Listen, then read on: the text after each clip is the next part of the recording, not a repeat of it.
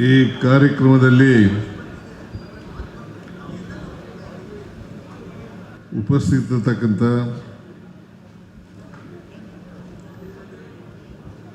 Muslim ಸಮುದಾಯದ ಎಲ್ಲ ಧರ್ಮಗುರುಗಳೇ,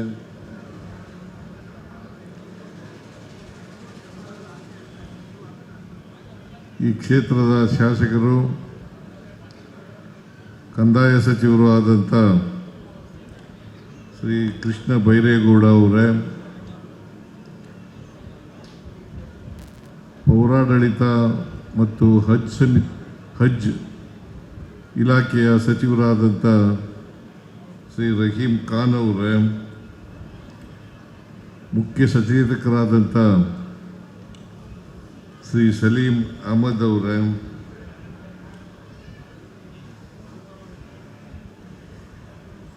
ವಿಧಾನ ಪರಿಷತ್ತಿನ ಸದಸ್ಯರಾದಂಥ ನಜೀರ್ ಅಹಮದ್ ಅವರೇ,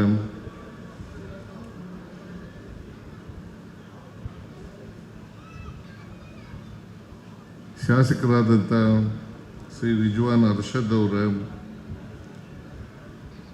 ಶ್ರೀ ಆಶಿಫ್ ಶೇಟ್ ಅವರೇ,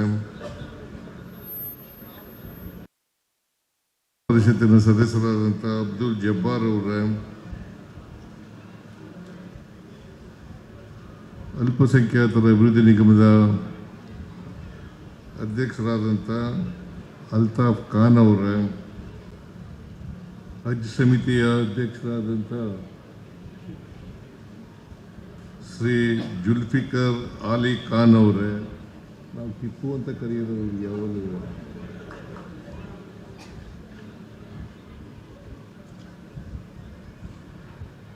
ಇತರ ಎಲ್ಲ ಹಜ್ ಸಮಿತಿಯ ಸದಸ್ಯರುಗಳೇ, ಇತರ ಎಲ್ಲ ಮುಸಲ್ಮಾನ್ ಸಮುದಾಯದ ಮುಖಂಡರುಗಳೇ,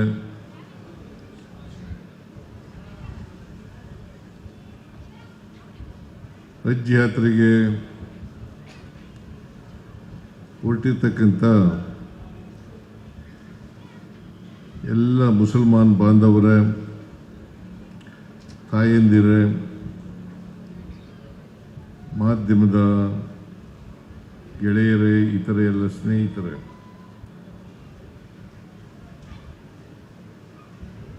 ಕರ್ನಾಟಕ ಹಜ್ ಸಮಿತಿಯವರು ಈ ಕಾರ್ಯಕ್ರಮವನ್ನು ಏರ್ಪಾಡು ಮಾಡಿದ್ದಾರೆ.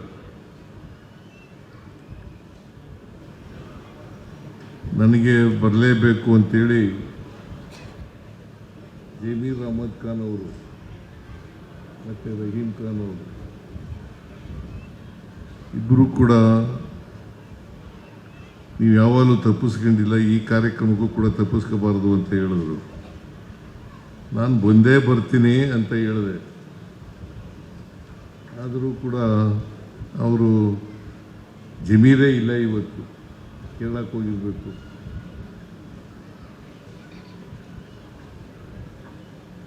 ಹಾಗಾಗಿ ನಾನು ಇವತ್ತು ಈ ಕಾರ್ಯಕ್ರಮದಲ್ಲಿ ಅತ್ಯಂತ ಸಂತೋಷದಿಂದ ಭಾಗಿಯಾಗಿದ್ದೇನೆ. ಮತ್ತು ಹಜ್ ಯಾತ್ರಿಕರ ವಿಮಾನಯಾನದ ಉದ್ಘಾಟನೆಯನ್ನು ಅತ್ಯಂತ ಸಂತೋಷದಿಂದ ನೆರವೇರಿಸಿದ್ದೇನೆ ಅಂತಕ್ಕಂಥ ಮಾತುಗಳನ್ನು ಈ ಸಂದರ್ಭದಲ್ಲಿ ಹೇಳಲಿಕ್ಕೆ ಬಯಸ್ತಾ ಇದ್ದೇನೆ.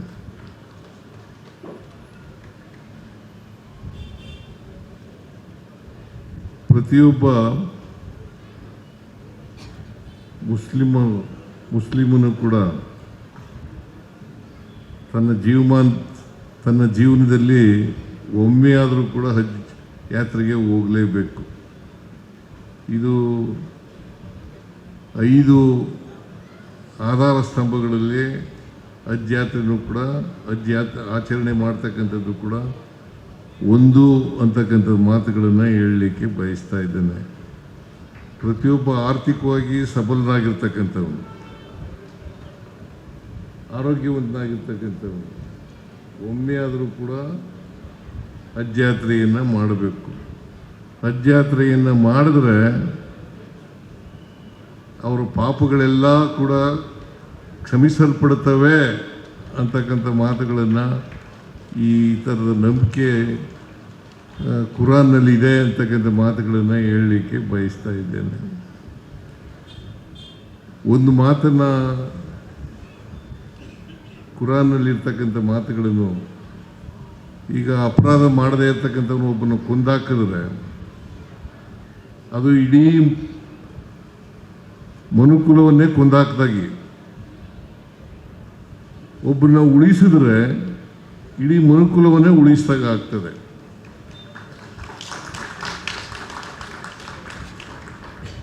ಅದರಿಂದ ಪ್ರತಿಯೊಬ್ಬನು ಕೂಡ ಹಜ್ ಯಾತ್ರೆಯನ್ನು ಮಾಡುವಾಗ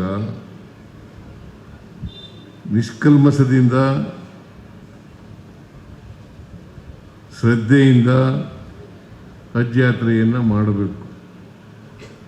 ನಾನು ಕೇಳಿದೆ, ಈಗ ಒಬ್ಬರಿಗೆ ನಾನು ಪಾಸ್ಪೋರ್ಟನ್ನು ವಿತರಣೆ ಮಾಡುವಾಗ ಒಬ್ಬನ ಕೇಳಿದೆ, ಎಷ್ಟು ದಿನ ಇರ್ತೀರಿ ನೀವು ಅಂತ. 46 ದಿನ ಇರ್ತೀನಿ ಅಂತ ಹೇಳಿದ್ರು.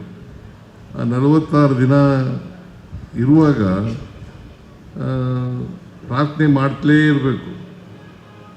ಪ್ರಾರ್ಥನೆ ಮಾಡುವಾಗ ನಮ್ಮ ಸರ್ಕಾರಕ್ಕೂ ಕೂಡ ಒಳ್ಳೆಯದಾಗಲಿ ಅಂತೇಳಿ ಪ್ರಾರ್ಥನೆಯನ್ನು ಮಾಡಬೇಕು ಅಂತಕ್ಕಂಥ ಮಾತುಗಳನ್ನು ನಾನು ಇವತ್ತು ಮನವಿಯನ್ನು ಮಾಡಲಿಕ್ಕೆ ಬಯಸ್ತಾ ಇದ್ದೇನೆ. ಯಾಕೆಂತಂದರೆ ಯಾವ ಧರ್ಮನೂ ಕೂಡ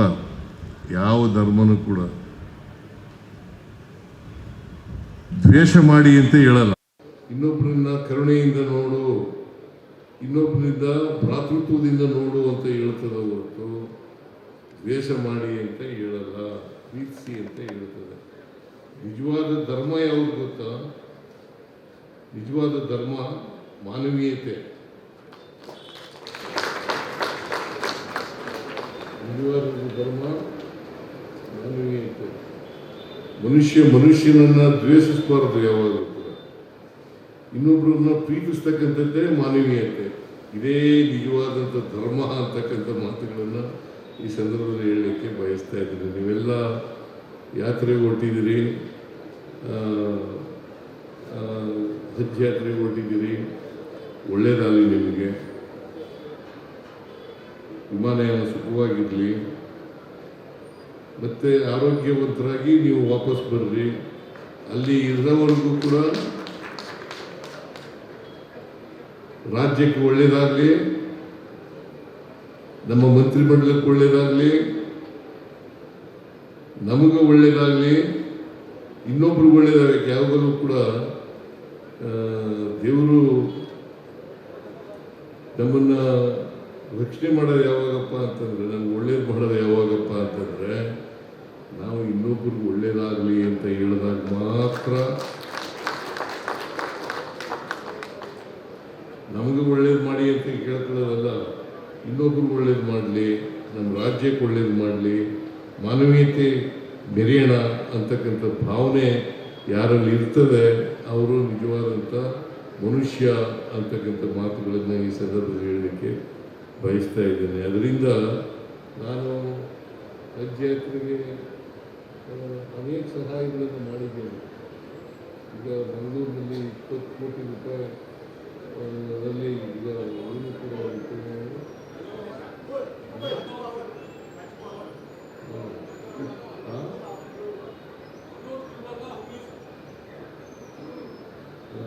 ಕೋಟಿ ರೂಪಾಯಿ ಕೊಟ್ಟಿದ್ದೀನಿ. ಮಂಗಳೂರಿಗೆ ಕೊಟ್ಟಿದ್ದೀನಿ, ಹುಬ್ಳಿ ಘೋಷಣೆ ಮಾಡಿದ್ದೀನಿ. 26-27 ಬಜೆಟ್ನಲ್ಲಿ ಘೋಷಣೆ ಮಾಡಿದ್ದೀನಿ. ಹಜ್ ಭವನ ಮಾಡೋಕ್ಕೂ ಕೂಡ ಇಲ್ಲಿಗೂ ಕೂಡ ಮಾಡಿದ್ದೀನಿ. ಇನ್ನೂ ಏನಾದರೂ ಬೇಕಾದರೂ ಮಾಡಿಕೊಡ್ತೀನಿ. ಭಾಳ ಒಳ್ಳೆಯ ಕೆಲಸ ಮಾಡ್ತಾ ಇದ್ದೀರಿ. ಈ ಹಜ್ ಭವನದಲ್ಲಿ ಈ ತರಬೇತಿ ಕೊಡ್ತಕ್ಕಂಥದ್ದು, ಅದು IAS, IPS, IFS, KS ಅದು ಮಾಡ್ತಕ್ಕಂಥ ಜನರಿಗೆ ಮಾಡ್ತಕ್ಕಂಥದ್ದು ಒಳ್ಳೆಯದು. ನಮ್ಮ ಸರ್ಕಾರನೂ ಕೂಡ ನಿಮಗೆ ಶಿಕ್ಷಣದಲ್ಲಿ ಹೆಚ್ಚು ಅವಕಾಶವನ್ನು ಕೊಡಬೇಕು ಅಂತಕ್ಕಂಥದ್ದು ನಮ್ಮ ಇಚ್ಛೆ. ಯಾಕಂದರೆ ನೀವು ಶಿಕ್ಷಣದಲ್ಲಿ ಹಿಂದೆ ಬಿದ್ದಿದ್ದೀರಿ. ಅದಕ್ಕೋಸ್ಕರ ನಿಮ್ಮೆಲ್ಲರಿಗೂ ಶಿಕ್ಷಣ ಸಿಕ್ಕಬೇಕು. ಅದಕ್ಕೆ ನಾವು ಶಿಕ್ಷಣಕ್ಕೆ ಹೆಚ್ಚು ಒತ್ತು ಕೊಡ್ತಕ್ಕಂಥ ಕೆಲಸವನ್ನು ಮಾಡ್ತಾ ಇದ್ದೀವಿ. ನಿಮಗಷ್ಟೇ ಅಲ್ಲ, ಎಲ್ಲರಿಗೂ ಕೊಡ್ತಾ ಇದ್ದೀವಿ. ಎಲ್ಲ ಜನರಿಗೂ ಕೂಡ ಶಿಕ್ಷಣವನ್ನು ಕೊಡಬೇಕು ಅಂತಕ್ಕಂಥದ್ದು ನಮ್ಮ ಉದ್ದೇಶ. ಅದನ್ನು ಮಾಡ್ತೇವೆ. ಅದಕ್ಕೆ ಸಂವಿಧಾನದಲ್ಲಿ ನನ್ನ ಧರ್ಮವನ್ನು ಪ್ರೀತಿಸು, ಆದರೆ ಇನ್ನೊಂದು ಧರ್ಮದ ಬಗ್ಗೆ ಸಹಿಷ್ಣುತೆ ಇರಬೇಕು ಅಂತ ಹೇಳ್ತಾರೆ. ಅದು ಸಂವಿಧಾನದಲ್ಲಿ ಹೇಳ್ತಕ್ಕಂಥದ್ದು. ನನ್ನ ಧರ್ಮನ ಪ್ರೀತಿಸು. ನಾನು ಹಿಂದೂ ಧರ್ಮದಲ್ಲಿ ಹುಟ್ಟಿದ್ದೇನೆ, ಆದರೆ ಇಸ್ಲಾಂ ಧರ್ಮವನ್ನು ದ್ವೇಷಿಸಬಾರದು. ಸಹಿಷ್ಣುತೆ ಇರಬೇಕು. ಆ ಸಹಿಷ್ಣುತೆ ಎಲ್ಲರೂ ಬೆಳೆಸ್ಕೊಂಡ್ರೆ ಭಾಳ ಒಳ್ಳೆಯದು ಅಂತಕ್ಕಂಥ ಮಾತುಗಳನ್ನು. ಯಾಕೆಂತಂದರೆ ಭಾರತ ದೇಶ ಇದೆಯಲ್ಲ, ಅನೇಕ ಜಾತಿಗಳು, ಅನೇಕ ಧರ್ಮಗಳು ಇರ್ತಕ್ಕಂಥ ದೇಶ. ಈ ದೇಶದಲ್ಲಿ ನಾವು ಬಾಳುವಾಗ ಪರಸ್ಪರ ಸೌಹಾರ್ದತೆಯಿಂದ ಬಡಿಸಬೇಕು. ಅದಕ್ಕೋಸ್ಕರನೇ ನಮ್ಮ ಸಂವಿಧಾನದಲ್ಲಿ ಮೂಲ ತತ್ವಗಳೇನಪ್ಪ ಅಂತಂದರೆ ಸ್ವಾತಂತ್ರ್ಯ, ಸಮಾನತೆ, ಭ್ರಾತೃತ್ವ. ಸ್ವಾತಂತ್ರ್ಯ, ಸಮಾನತೆ, ಭ್ರಾತೃತ್ವ. ಇದನ್ನು ನಾವೆಲ್ಲರೂ ಕೂಡ ಬೆಳೆಸ್ಕೊಂಡಾಗ ಮಾತ್ರ ಒಳ್ಳೆಯದಾಗ್ತದೆ ಅಂತಕ್ಕಂಥ ಮಾತುಗಳನ್ನು ಹೇಳಲಿಕ್ಕೆ ಬಯಸ್ತೇನೆ. ನೀವೆಲ್ಲರೂ ಒಳ್ಳೆಯದಾಗಲಿ, ನಿಮ್ಮ ಪ್ರಯಾಣ ಸುಖಕರವಾಗಿರಲಿ, ಪ್ರಾರ್ಥನೆ ಮಾಡಿ. ನಿಮಗೂ ಒಳ್ಳೆಯದಾಗಲಿ, ನನಗೂ ಒಳ್ಳೆಯದಾಗಲಿ, ರಾಜ್ಯಕ್ಕೆ ಒಳ್ಳೆಯದಾಗಲಿ, ಸರ್ಕಾರಕ್ಕೆ ಒಳ್ಳೆಯದಾಗಲಿ ಅಂತಕ್ಕಂಥ ಪ್ರಾರ್ಥನೆಯನ್ನು ನೀವು ಮಾಡಿ. ಜೊತೆಗೆ ಮಳೆ ಬೆಳೆ, ರಾಜ್ಯದ ಮಳೆ ಬೆಳೆ ಚೆನ್ನಾಗಾಗಲಿ ಅಂತ ಕೂಡ ಪ್ರಾರ್ಥನೆ ಮಾಡಿ ಅಂತ ಹೇಳಿ ನಿಮ್ಮಲ್ಲಿ ಮನವಿ ಮಾಡಿ ನನ್ನ ಮಾತುಗಳನ್ನು ಮುಗಿಸ್ತೇನೆ. ಜೈ ಹಿಂದ್, ಜೈ ಕರ್ನಾಟಕ, ಜೈ ಸಂವಿಧಾನ.